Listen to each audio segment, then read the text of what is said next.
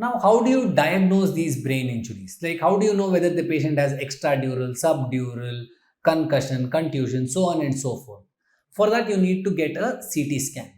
Now, do all patients need a CT scan? No. Okay, there are certain guidelines as to which patient needs a CT scan. Now, that is given by the NICE guidelines. NICE guidelines. Now, these NICE guidelines have given certain indications for performing a CT scan.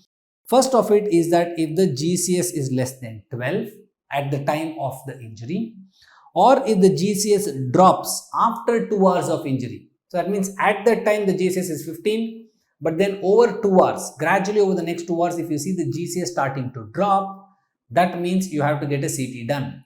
Assume that there is a lucid interval. That means the patient was normal at that time, but gradually is deteriorating, means the bleeding is happening slowly. This is seen in EDH. Okay. So remember, this is an indication for CT scan.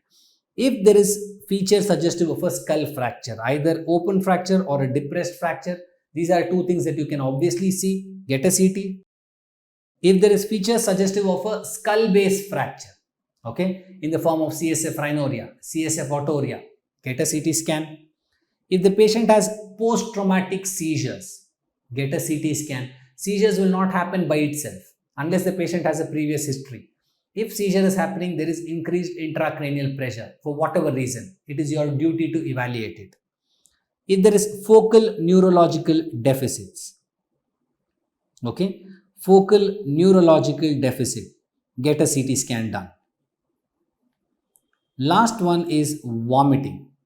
Vomiting is a sign of increased intracranial pressure. So, increased intracranial pressure will lead to projectile vomiting. So, if the patient has projectile vomiting, get a CT scan done. Now, let's look at when to involve a neurosurgeon for the management of this particular patient with head injury. Again, this also, there are certain guidelines. Okay, there are NICE guidelines for involving the neurosurgeon. GCS less than 8. This is classified as severe head injury. Severe head injury. Okay. Or if the patient has confusion which lasts beyond 4 hours. If the GCS continues to drop. If there is focal neurological deficits. Okay. Progressive focal neurological deficits. If the patient has had seizures. If there is a suspected penetrating injury to the brain. If there is CSF leak, again skull base fractures. You can see that most of the features from the indications for CT have been carried over to indications for involving a neurosurgeon as well. Now that we are talking about the guidelines, there is one more. Let's just finish that off as well. These are the NICE guidelines for discharging a patient. Okay. Now the patient has come to you, suspected a head injury, you have done your evaluation. Now can you send the patient home? For that, there are certain guidelines. First is, see if the patient has good GCS. So GCS would be 15 by 15. The CT scan should be normal. That means no contusion, no EDH, no SDH. Normal CT scan.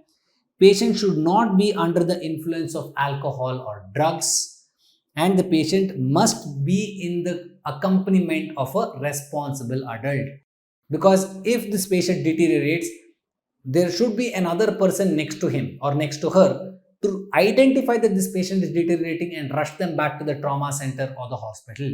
Okay, so these are the 4 indications for discharge of a patient. Again, this is given by the NICE guidelines. Now, these are the indications for doing a CT scan which are mentioned in Bailey and Love. There are certain changes with regards to the NICE guidelines, but more or less majority of them will remain the same.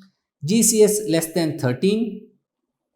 GCS less than 15 at 2 hours, focal neurological deficits, open, depressed or a skull base fracture, vomiting, seizure, more or less all of this remain the same except for this point where in Bailey it mentions 13, in ATLS manual and in the NICE guidelines they say it is 12.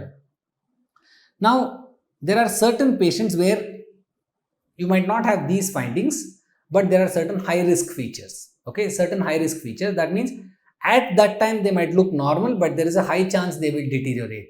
Okay, by experience you know that these patients will deteriorate. Now these are patients who are more than 65 years of age, who have some sort of coagulopathy or who are on blood thinners, or if they've had retrograde amnesia lasting for more than 30 minutes, or if there is a dangerous mechanism of injury, that means a high impact injury, high impact or a high velocity injury if it is there, then you need to get a CT scan done, but not immediately within 8 hours. That is because at that point of time the CT might be normal, but the bleeding might start slowly, gradually trickling, and then over the next few hours it will become obvious. So that is why you do the CT scan at a later time and not immediately. Do not discharge these patients. That is the idea. Okay, the obvious signs are not there. Okay, GCS is good, everything else is good, no focal neurological deficits, but you are suspecting something could go wrong. Don't do CT immediately. Wait for some time and then do the CT, because the lesion or the bleeding might become that much more obvious at a slightly later duration. So this was the indication for getting a CT scan done in a patient with head injury. This is as per Bailey and Love, but you need to know both. You need to know the NICE guidelines and you need to know the indications for CT which is given from Bailey and Love as well.